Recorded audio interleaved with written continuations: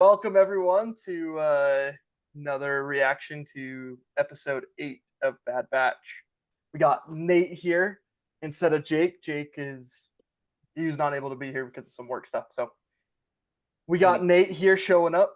I'm a poor replacement, but happy to Uh, be here. Great addition to the team. Great addition. We're just glad you care enough about it. So All right, well, let's get started here. I want to kind of get your guys' overall thoughts about it. Let me know. What did you guys think about this episode as a whole? My main thing with this episode is, there were positives in that, maybe there was some character development with Crosshair and Omega. Kind of they had kind of some moments there. I don't know. There are a couple things that I thought were cool. Overall, though, I feel definitely like a filler episode. Kind of felt like we were getting back to let's go to some random planet and try to progress the story. And the person who can progress the story needs us to run an errand for them. So let's run that errand, and then nothing happens. Right. So kind of like we saw in like Mandalorian 1 and like in the prior Bad Batch seasons as well. yeah, I agree. I honestly, it's making me worried that we only have 7 more episodes, and that's the kind of episode they're throwing in at this time in the season. Like, I don't know. I would have appreciated this in maybe season like the earlier part of the season, but um, yeah, I did like where they went with the Omega Crosshair stuff, but not as much the Hunter Wrecker stuff. I mean, all of us don't really like Fennec that much already. So when they said literally in the first 5 minutes of the episode, I literally like just put my head down. I was like, "You got to be kidding me, bro!" They're like incoming transmission from Fee, and then they're like, "Oh yeah, we need to go see Fennec," and I was like, "Oh my gosh, like." What are we doing now? What dumb side mission? But I mean, it didn't end up being dumb. It was better than I thought. But ultimately, not a great start to an episode for me. Like, if they said, "Oh, Cad Bane, you're teaming up with Cad Bane," like, okay, whoa, like pause, right? But I don't think Fennec established herself to be the bounty hunter or anywhere near the bounty hunter in the eyes of most Star Wars fans, and so it was. I don't know. It was kind of a letdown to hear the beginning of the episode, and that maybe trickled through the rest of it. Yeah, I think kind of going into what you said, Jason. It it was very. I liked how kind of like the episode kind of picked up real quick, right? We kind of have them just open up on Pabu and they're just chatting and they're like, oh, we gotta figure out what this M count is. We gotta figure out why they're chasing and hunting Omega. And then Fee gets on. They talk about they're like, oh, the only bounty hunter we know is Fennec Shand, and instead of being like, oh, well, we know Fennec and we know Cad Bane, but I don't know, maybe for like a plot point, like a plot story, they're like Cad Bane would probably just kill us in the end, so we probably shouldn't go to him. Because they've already encountered Fennec twice at this point. Like, I guess it honestly didn't make sense to me either. I guess maybe it's just Dave Filoni trying to introduce and give some, like, one of the characters she created some more backstory. And so, and Dave we trust, right? So I was like, okay, let's go for it. But yeah, I think that beginning part, the thing that really hit me was we kind of talked about in the last episodes where Jason, you even mentioned you're like, when is Crosshair going to tell them about his hand? It sounds like they already know about it, right? Like as soon as they as soon as they go meet up with Fennec, Hunter and Omega just talk to each other, and he's like, make sure find someone, like convince him to get that hand checked out, right?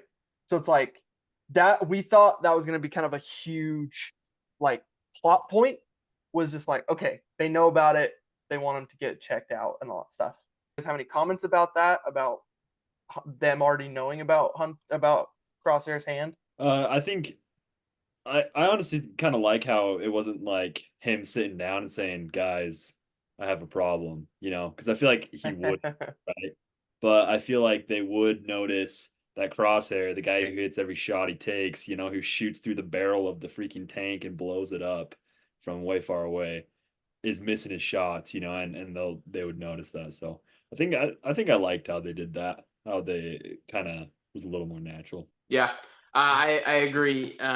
Would have been cool to see Crosshair break down a little bit, open up, but obviously you're right. That's not really who he is. So But I think And he hasn't even opened up really about his torture yet, right? His experiments. That's kind of was the other big thing is he refuses to admit that there's another like there's something in his mind causing the hand issues, right? Not the physical damage from the testing.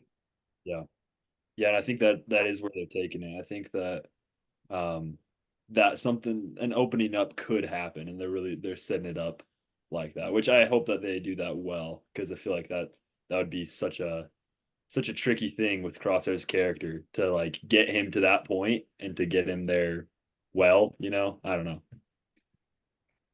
Yeah, no, that's interesting that you say that point because that was kind of what I had with Tech about him being like overly emotional out of nowhere. Yeah. But apparently I'm alone in that, so won't bring that up anymore. Yeah, yeah. If you hate Um, say it, man. no, no, I don't hate Tech for the fifth time I've mentioned in the video. Um, but yeah, so I mean, continuing on, uh they get to kind of the area that like this little space station that they went to meet up with Fennec. And then they end up talking to Fennec, and Fennec's like, I know someone, who can get you that information, which is kind of like, okay, here we go. That was kind of like my intro, like my and like the entry point into here's filler episode. And so I knew from that moment on, I was like, okay, this is going to be either very like the last 10 minutes of this is going to be super crucial for the plot, or this is going to be a filler episode. Those were like the two thoughts going in my mind. I think the one part kind of going on there wasn't really anything notable about their conversation. She just basically said, "Hey, I need a task force to help me track down this really slippery bounty," and they're like, "Well, we have no choice. We got to do this." And the one part that I was like, "Okay, this is hype." Name drop, right? Is when they're um, talking about like the target, and they're like, "Oh yeah, he messed with the Haxian brood," which if you play Jedi Fallen Order, that is the bounty. That's like the bounty guild that's been going after Cal.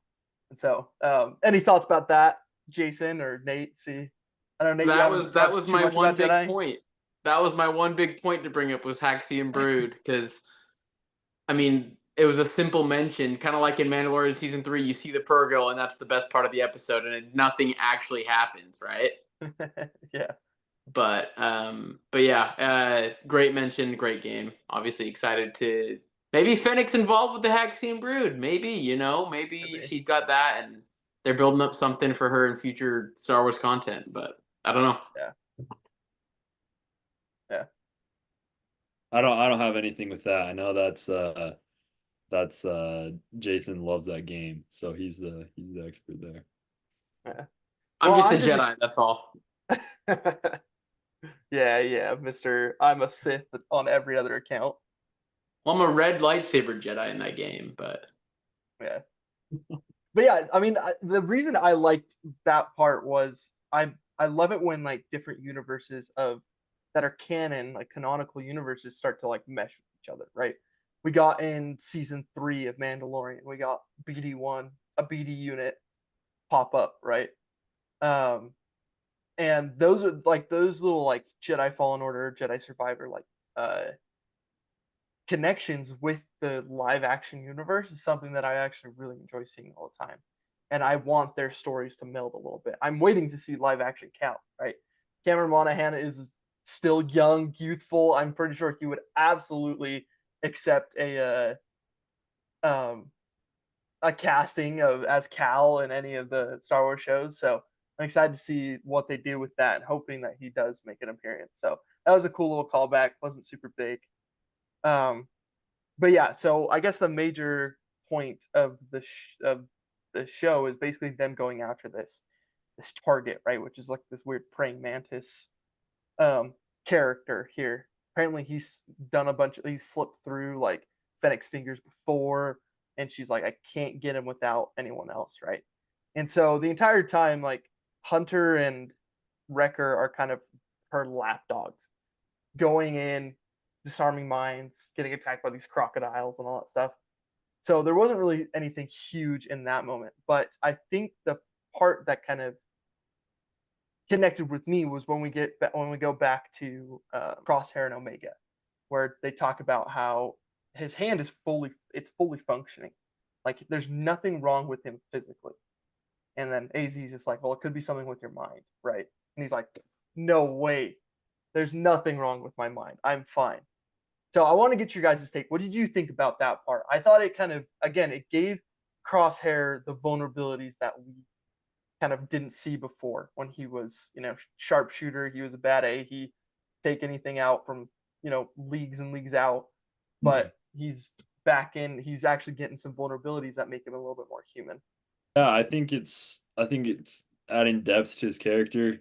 Um, Again, I just hope that they uh it's hard for me to see it and accept it initially. Like I'm glad that he wasn't just like immediately just sitting there zen, on the beach with Omega, just like humming and being a Wookiee doing meditation or whatever. But I think it is interesting that it seems like they've kind of taken a route where Omega is kind of impacting and changing and like opening up these different members of the team. And you mentioned Tech, which we saw in the last season. So looks like kind of just continuing that pattern here with Crosshair. Yeah, I to add on to that, I think Crosshair. So when they went back to the snow planet, and Crosshair at the end tells Hunter he's done things he regrets, and Hunter's like, "Yeah, we all have regrets."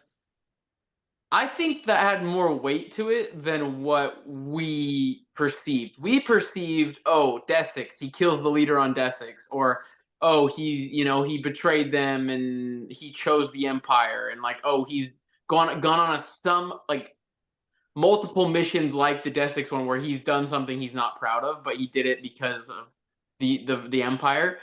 And that's kind of what I thought we perceived it as. But honestly, like maybe some of the testing and the things they put him through in the facility was more like torture, like horrific things that they made him do. Not just tests on his like body, but like maybe he had to kill brothers of his for testing to see how committed he was to the Empire, or he had to witness things he never wants, like he can never forget, or something like that. Scarring things mentally that he just is trying to bury. That are even greater than anything that they're going to put on an animated TV show. So I'm curious to see the limit of what it could be, but Yeah. I mean, Clone Wars showed a lot of dark moments in that show, right? I mean, just with like physical brutality, we see Savage Opress decapitate a bunch of the members of the Blood of the Black Sun, and I don't know, like I'm would be interesting to see if they touch on some like a subject like that where it's more less of just like trying to reprogram his brain because they were saying that like in previous episodes he was supposed to be like those operatives, right? Those like assassins. But he rejected it because maybe that something clicked in him and he was like, this isn't what I want. I know the Empire's just gonna discard me later. So that would be very interesting to see um, when he does open up, if he does open up, and how much he'll go into detail about it. Right. I don't have a lot to say about this episode, but one thing that came to my mind, the last 2 points that kind of came to my mind is the connection between Omega and Crosshair is starting to grow very fondly, and they're starting to become like very close, which is a sweet thing, but can only mean that Crosshair's gonna die in the end. And that because as we see like a lot of like father figures or a lot of characters that kind of create attachment to each other, one always get offed. And I think I believe that Omega is going to kind of be the last connection to the Bad Batch, and that a lot of them are just going to start sacrificing themselves for the greater good. Noble Six or the Noble Team from Halo Reach sort of spiel. Um, and so that was the one thing that kind of came to my head. What are your guys' thoughts on that? I know we kind of touched on that a little briefly, but Yeah, I think they're killing a lot of them this season. Uh, that's that's still my thought. I haven't really seen anything that would indicate otherwise. Um, I don't know. I Yeah, I could easily see him killing him off. I don't know, Jason. Do you have any specific thoughts with that? Nothing's changed for me either. It's going out with a bang in the wrong way, honestly. Not the wrong way like it's bad, but in the wrong way that's like it's gonna rip my heart out. And that's why it kind of was a little bit frustrating for this episode to be filler because it's like, okay, that means they're gonna condense it even more into less episodes. And I feel like that's something that like anime has going for it is like, yeah, there's a lot of filler, but like they drag out the big moments instead of, it's either gonna be like irrelevant or it's gonna be this dragged out arc. There's not like these in between things. And so this episode was an in between, and so it was. Yeah, you get a little character development. Yeah, it pushes the plot, but not really because you still don't get the information from Fennec. It's like a standstill, right? You go nowhere. Like at least in one of those Naruto episodes you're watching, Nate, that has no meaning to whatever you're doing. Like at least you're like gain a little bit of knowledge about who Naruto is or something. So Yeah. I don't Well, know. and like 1,000 episodes to get through with Naruto. The volume of episodes is much greater, so they can do some of that. But sorry. Yeah. No, you're good. You're good. The only other thing I was gonna say is just like, do you think that the person Fennec's talking to is Ventress? Like, are we going that direction? That was my only other question for y'all. Yeah, so I mean that was gonna be my next point to bring up was who was Fennec talking to? I know for a fact it's not the Empire, right? She's not like Fennec's not working with the Empire because that would be too easy. Like it would just be too easy if all of a sudden she's like, "Oh yeah, I'm talking to the Empire." But I think you're right, Jason. It could be it's either Ventress or it's like another person, so like another third party that's interested, um, and stuff. And so who knows? We'll see how things go. Well, and if she's involved with Haxie and Brood, who's to say she's not involved with the crime syndicates? If they're still around at this point, I don't know if they are, but like. Also, there's also the sparks of the rebellion, right? So there's like other people trying to rebel. So maybe it's something in that regard. Any thoughts on that, Nate? Yeah, I actually hadn't thought about that. But I can definitely see what you're saying, and I can see even if it's not Ventress, I could easily see it like leading to her. Like because who else knows about the Bad Batch? Like there's not a lot of people besides the Empire directly and the people they have working for them. And then like their inner circle and the clones and stuff who knows like where they are, knows or is looking for them is in that. And so I think this kind of opens the door for another big character like Ventress to kind of make an appearance. Last time we had a figure on a hologram that we didn't know, it was Ahsoka being Fulcrum in Rebels. So not to stir the pot a little bit with that, but that'd be kind of Yeah, hype. I don't think there's. I don't think I don't think that. that's happening. I don't think Fennec's bringing Ahsoka in, but Yeah, that deeply rooted. I mean, I did have. I'm trying to think of like who else would be interested in midichlorian count, right? Like M count stuff. Um, and I mean, first off, why would Ventress be interested? Other if then she's like kind of leaned towards the light side a little bit more now, right? And she's probably looking. Well, they're doing the underground, right? In Kenobi, he sees Quinlan's name on the underground routes for like. That's a good point. Actually, I totally forgot about that. You're totally right on that. Maybe that's what it is. Maybe it's like the underground, and that's how they're connecting it. But we'll see, because I mean that is a Deborah Chow story, right? That was like created. Then this is a Filoni story, so maybe he is trying to connect them too, or if he's just trying to keep it kind of in the universe in the stories that he kind of created. So I don't know. That is an interesting point. So I wonder what we'll see from that. But other than that, I didn't have a lot more to bring up on it because, like you said, Jason, it was a little bit more of a filler episode, so there wasn't really that much to talk about. But any last thoughts, any theories you guys want to bring in? I'm good. No, All right. Well, we got 7 more episodes left, so keep catching us on those. do we want to rank them? Oh, that's right. Yeah, let's make sure that we rank them. I totally forgot about that. But yeah, Nate, why don't you start us off? What do you rank this episode? Say like I think I gave the last one that we talked about like a 7. So I'd probably give this one about the same, I think. Or maybe, yeah, 7, 6.5, around there. Like nothing great, but still enjoyed watching it. It was good. Yeah. For me, it was it's one of those episodes I think I will like more the next time I watch it. And so because of that, it has room to improve, but I'm gonna give it a 5.5 out of 10. I I was thinking you were gonna rank it about that low. I was like, which is Yeah. crazy because I feel like this is that the lowest you've ranked something or an episode of our reaction? Of anything, yeah. I just was unimpressed. I just was like, I should have just looked ahead and looked at the season 2 algorithm of just like big opener, filler, filler, filler, bring Rex in halfway through, filler, filler, filler. Oh, Crosshair's dope finale. Right. I should have, looked at it more. And so 5.5 with room to grow. I mean, I gave most of season 1 of Rebels a 6 the first time I watched it. So and then I watched it again. I said, "Whoa, this is like 8.5 minimum for most of these episodes." So it could go up, but L Bounty Hunter with L Standstill with the 5.5 pretty much solely coming from Crosshair's inability and like struggling to figure out what's wrong with his hand. Like that's pretty much what carried it. So plus the Haxian Brood nod. So Yeah. Cool. Not the Well, space I can. Yeah. what, Nate? not the space alligators in the bayou. No. I think that was like the one of the only times we've seen a boat. I was thinking about that. Like how many times do we see people on a boat in Star Wars?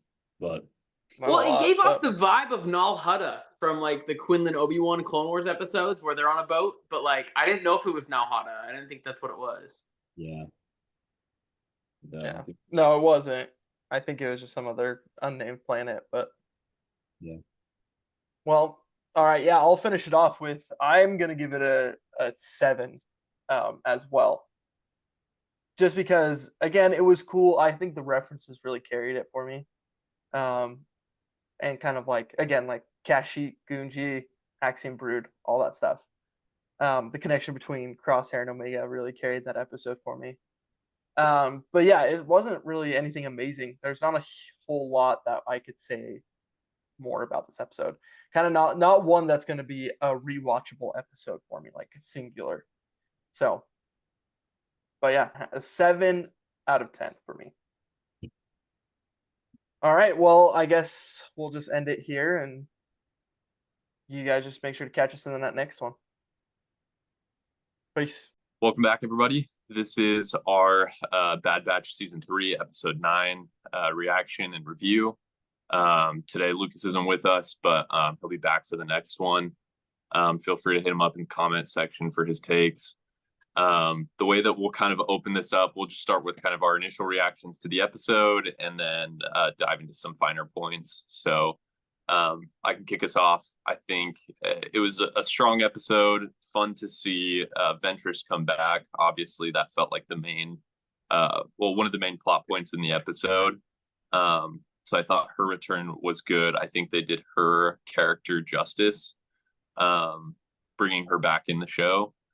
And then as well, kind of we have this concept of the M count being a very big aspect of the show as well.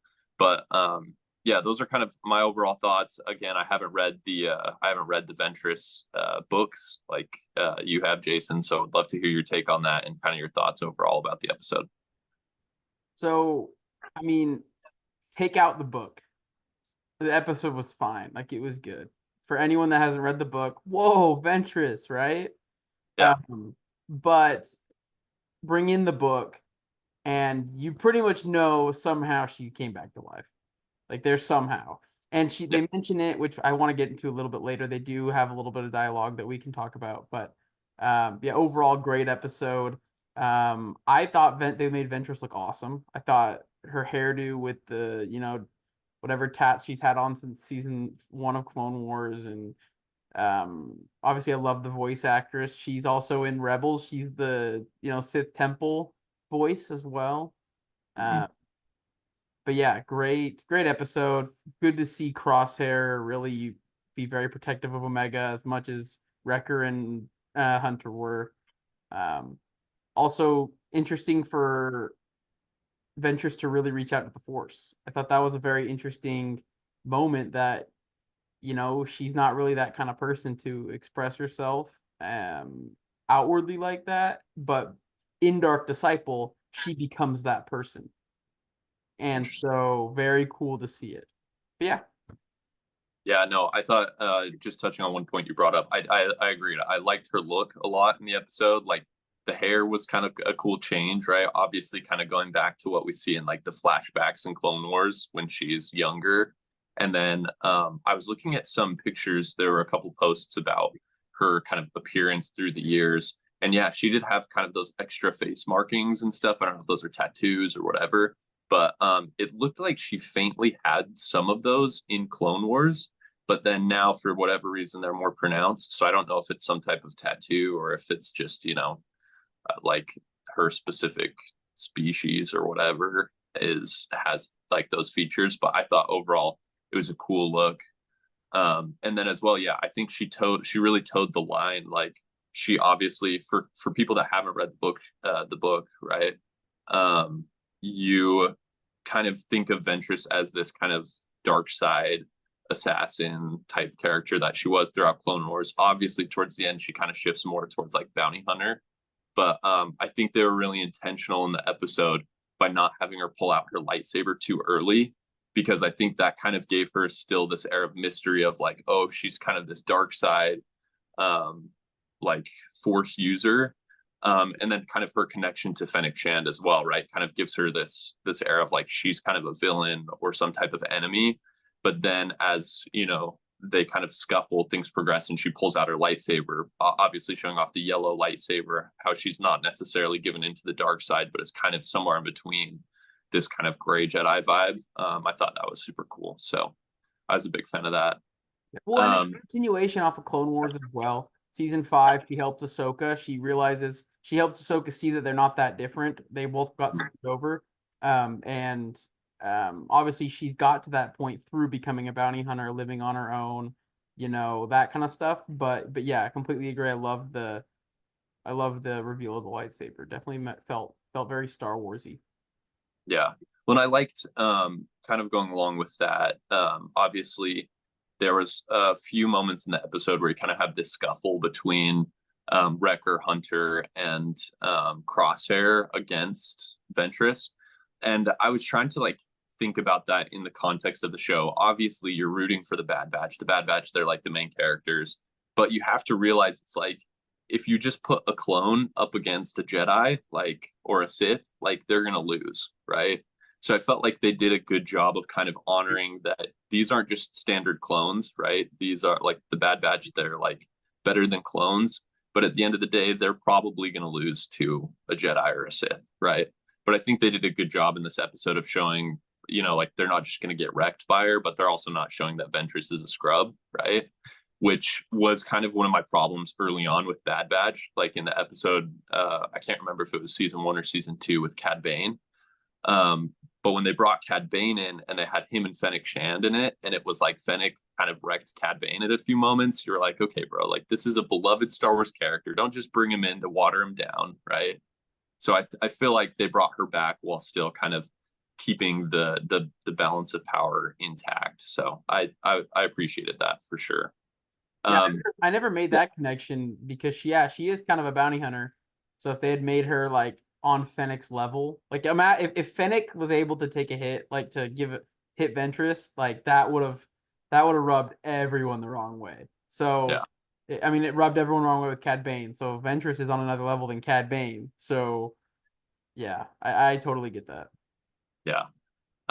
So yeah, moving past that, I think one of the other big themes in the show was obviously the reason Ventress comes is because the Batch is trying to get information on the M count, right? And what that means and why they're really searching for Omega. And obviously our theories were all confirmed. The M count has to deal something with midichlorians, you know, how much people have. And she kind of lays that out where it's like, okay, you know, the M count is basically if somebody has some type of like genetic makeup that gives them the potential to be force sensitive or the potential to be a Jedi or to be able to awaken that. I think that'd be kind of a cool thing to pull apart, and maybe get your take on that, because it felt, in one aspect, it felt like what George Lucas has kind of given us in like the original trilogy, where it was like, you know, like the force is kind of like all around us, it binds us and does all this.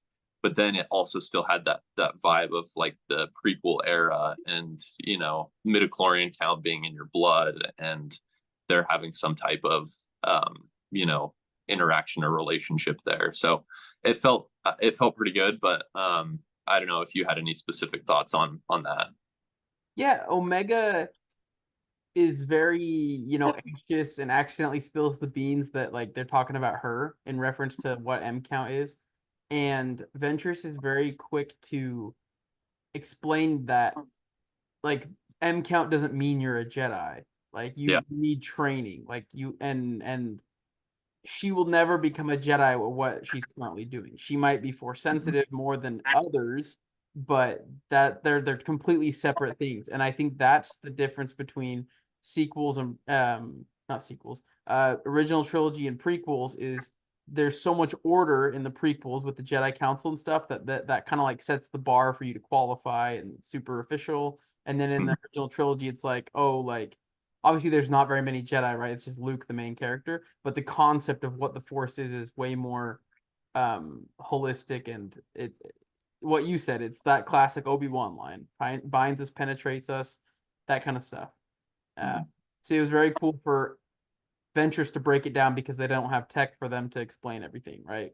So Yeah. very, very interesting to watch her relationship with them, because they were obviously pretty stone cold to her, but she has nothing and no quarrel with them, and so she was very, you know, for being Ventress, she was very helpful. I felt like in explaining and helping them understand what was their next step. Yeah. Well, and I'm glad you brought up that part, because yeah, that was, I think, what I was really feeling as well. Was it felt like it was kind of like it will appease, I think, all of the fans who are like, you know, not everyone can be a Jedi. If you just have midichlorians, everyone has midichlorians, you're like, whatever. But that idea of like, yeah, maybe Omega does have a lot, like a high M count or whatever. Maybe even other members of the Bad Batch do as well. But like, just because you have that doesn't mean you're automatically a Jedi, right? And it's not like, okay, we're gonna make every character in Star Wars a Jedi, you know, just out of the blue. But it's like, okay, with the potential and with the training, then you can become a Jedi. And so another cool part about that, I thought that it was interesting that she specifically said, like, there's never been a clone that has had the Force, or there's never been like a clone Jedi, right? Yeah. From Camino. I thought that was cool that she brought that up, but it did make me remember there's a specific Star Wars video game from back in the day that I had on DS, and it was Star Wars Battlefront, but for DS specifically. I don't know if you've ever played it, but the storyline for that game was actually really cool. Obviously, it's not canon, but basically what happens in the game is you start out as a clone, but you're not actually a clone of Jango Fett. You're a clone of a Jedi. So like before the Clone Wars, there's like a wounded Jedi that crashes on Camino, and like they heal the Jedi, whatever, but they actually take a portion of his blood and then make two clones of him, X1 and X2. And then you play through the Clone Wars as like part of the clone army. You do like Order 66 and stuff, but during Order 66, like your twin brother, I can't remember who you play as, you're either X1 or X2, but one of them dies or is like mortally wounded. And then you kill the Jedi or whatever, you kill your Jedi general, and then you go through the time span of the Empire, and then you discover that you're like, you leave the clone army, right? But you discover that you're force sensitive and you become a Jedi. And then it's cool because you play through kind of the Empire years, and you grow in like your knowledge and strength in like the Force. And then it turns out your twin brother, the other clone, is he also has the Force and survives, but like Darth Vader and the Emperor like get him, and he turns to the dark side. So then like it basically follows the whole storyline of Star Wars, but it kind of just adds these two extra characters. So you're actually like kind of training with Luke on the side as like a clone Jedi, and then you have your other twin brother who's like a dark side user with like Vader and the Emperor and stuff. And then you fight each other in the end on Mustafar. So it's like pretty That's sick pretty game. sweet. That's pretty sweet. Yeah. I've never heard of that before. What's it called? It's called Star Wars Battlefront for DS. It's kind of an older game, but you'll have to look into it. It was pretty cool. So I thought that was interesting. As she's like, yeah, there's no force sensitive clones, whatever. I was like, dang, good memories of Star Wars Battlefront on DS. But anyways, that kind of brought an interesting question as well. Like, obviously, Omega has a high M count. Other members of the Bad Batch could also have a high M count as well. At the end of the episode, there's still other things within the episode that we can pull apart, but there's kind of some comments made about, Omega's like, did I pass the tests? Did I do this? Basically, like, do I have this high M count? And Ventress kind of lies about it, at least to Omega or whatever, and is like, no, you don't. You're all good. And then obviously Hunter and Crosshair are like, obviously you're lying about this. So I don't know, like, what are your thoughts about that? Like, what do you think they're kind of pointing to, at least like moving forward with the season or kind of with Omega's final destination? Well, she also says that nothing's going to change unless she leaves with Ventress and trains. If she stays with them, she's never going to reach that potential, if there is any, right? Yeah. I just don't think. I think it's a common trend in Star Wars of watching the protagonist let go of something. And in this case, it's the Bad Batch letting go of Omega. The whole 3 seasons of this have been keeping Omega safe, keeping her with them, and learning to take care of her, but love her and respect her as a member of the team. And now it's hard because Ventress is telling them, "Oh yeah, look what you just did. Okay, now I got. If you want her to ever see the potential as a Jedi or use the Force or something, then you'd never see her again," kind of thing. And you guys would just be back on your own. And I think it's super hard, especially for Crosshair recently, super hard for them to accept that because they've all sacrificed, but I don't think the right word is sacrifice. I think they've all invested in Omega. And so sacrifice has a negative connotation, investment has a positive connotation. So I think they invested in her in the right way, and especially Crosshair recently, and now have very strong emotional ties to her. And obviously that's something that the Jedi strived for, was like no emotion, right? They could see past that, but like these are different times, right? And so I think we're gonna get to the point where Omega's gonna have to make a big decision on where she goes, whether it's with Ventress or not. I doubt it's with Ventress. I mean, it could be, but Omega's obviously gonna have to make a large choice that's gonna go into the future of the Star Wars content that we're about to see the next few years, and so it'll be interesting to see if she chooses to stay and be more of the clone type, kind of like Baby Yoda, Grogu, and stay with Mando, or if they're gonna, she'll choose to take a new path, whatever that is, whatever that ends up being. Yeah. I was kind of sad the way that the timing lines up, because one thing that I was thinking about, and obviously it's not the case, the ages don't really line up, but I thought it could be fun if she was actually Shin Hati from Ahsoka, the Ahsoka TV show. I was like, okay, like in the realm of, being a Star Wars fan who it's always fun to just see like the little connections of people across like time and series, and oh, this is who this character is. I was like, that could have been like a cool like build and like reveal of this character's origin.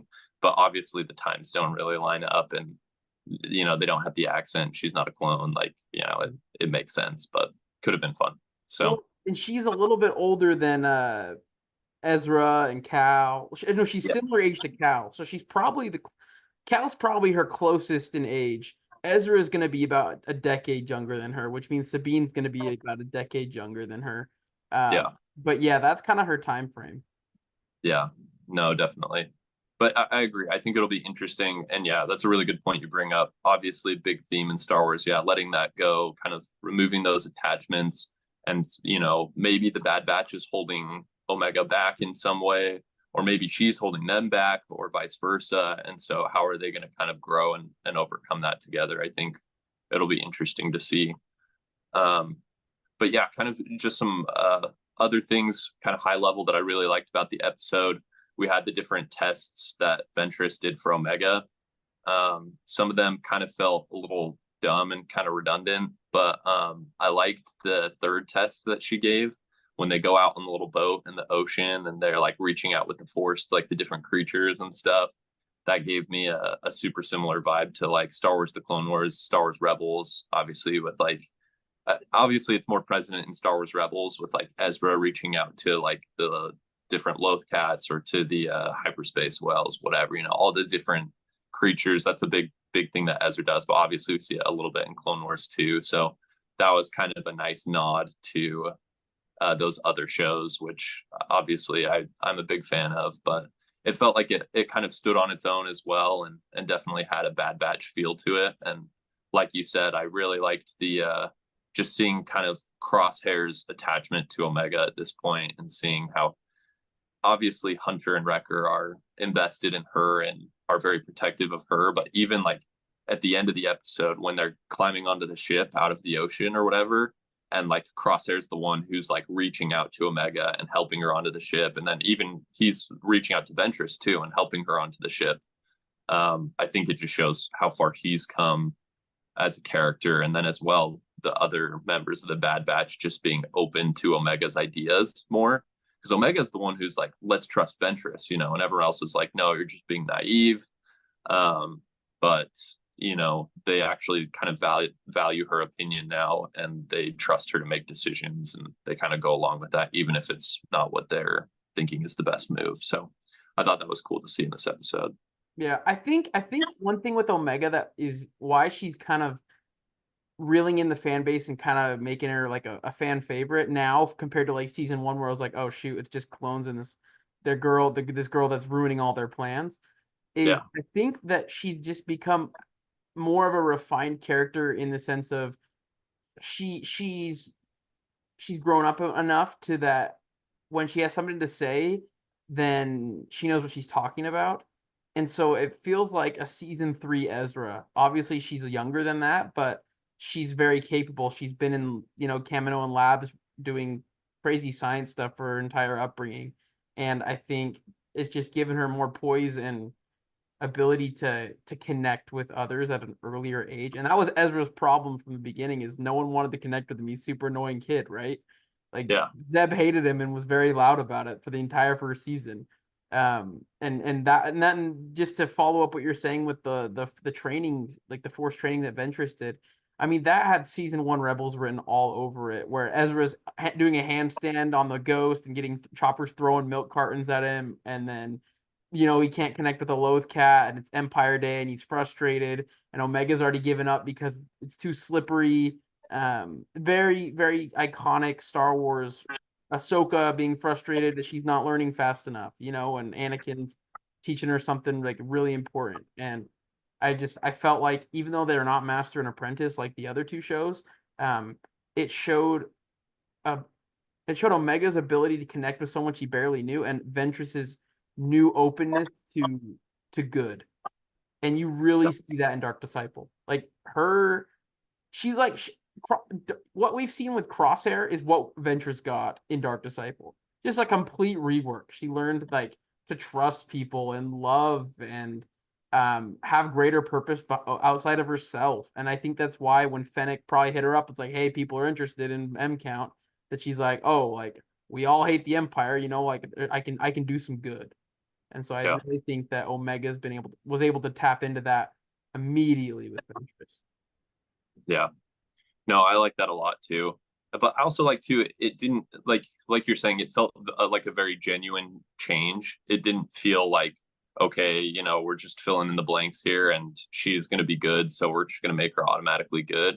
I thought there was some fun, like kind of comedic moments. I liked when when Ventress and Omega were getting on the boat, and Omega is just like all happy and smiling and stuff, and Ventress is like, "Stop smiling, bro. It's unsettling," you know. And I was like, okay, like that's just what Ventress would say, you know. And so I agree. Like they did a good job of showing that change. And yeah, I was getting a lot of like early Star Wars The Clone Wars Ahsoka vibes from Omega, right? Where it's like Ahsoka in like the Clone Wars movie back in 2008 or whatever. Like I didn't like her. I don't know if the fan base really loved her, right? But as you move Talks through about this, it at Comic-Con all the time. yeah, She brought it up this past year, and so because she kind of got hated on. yeah, totally. But then they build her into this amazing character, right? That's now is like one of the favorites in the universe.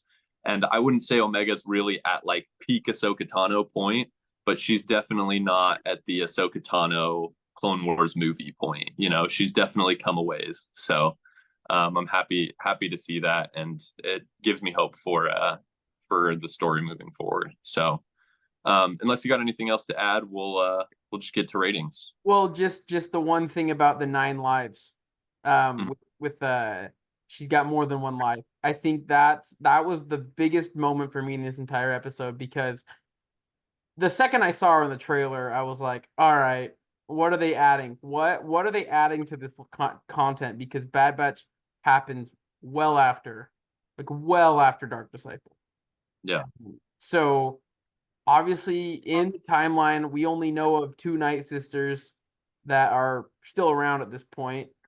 2? Did I say 2? I mean, Marin's one of them, and obviously yeah, Tanner Malikos has the Night Sister magic, uh-huh. so I consider him a Night Sister to a degree. But outside of that timeline of Jedi Fallen Order, then I don't know how else she could have been revived without another party, you know? And Yeah, so they already announced on Twitter. I'll send you it so you can put it in the video. But they yeah, already officially announced like more content will be released, so that everyone can further understand how this is happening. So, interesting. so yeah, that was the last thing. That was the biggest moment for me. Was okay. They just announced that we're getting more Ventress content somewhere.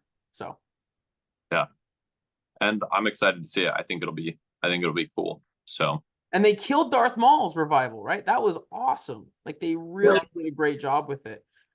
Darth Maul is a million times more than the character he was in Phantom Menace, and we all have such a great respect for him now. And so I think they can do it with Ventress. I know it's gonna hurt a lot of people in the fan base if they do it wrong, and obviously they haven't got everything right recently in production and all that. But I think but I have faith in Dave. I do. And this is animated. He's yet to screw up animation across Bad Batch, Rebels, and Clone Wars.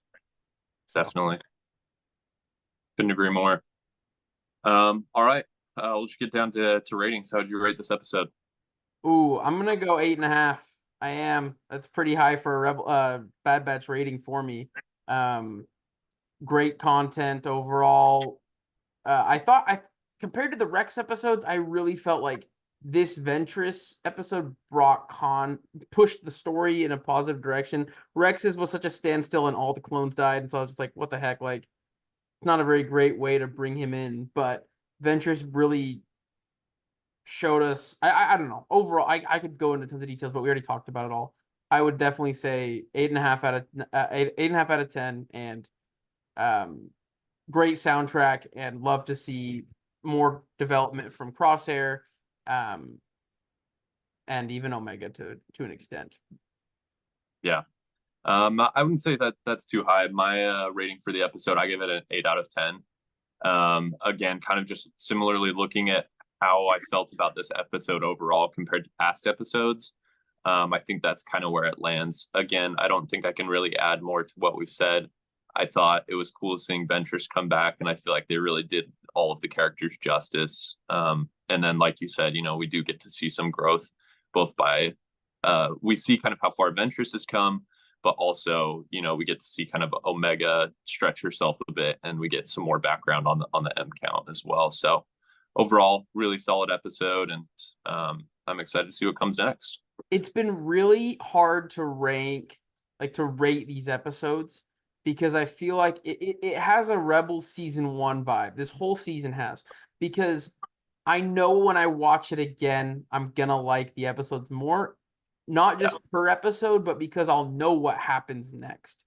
Definitely. And so, like, there's a great chance we see more of Ventress. That's gonna make this episode way better.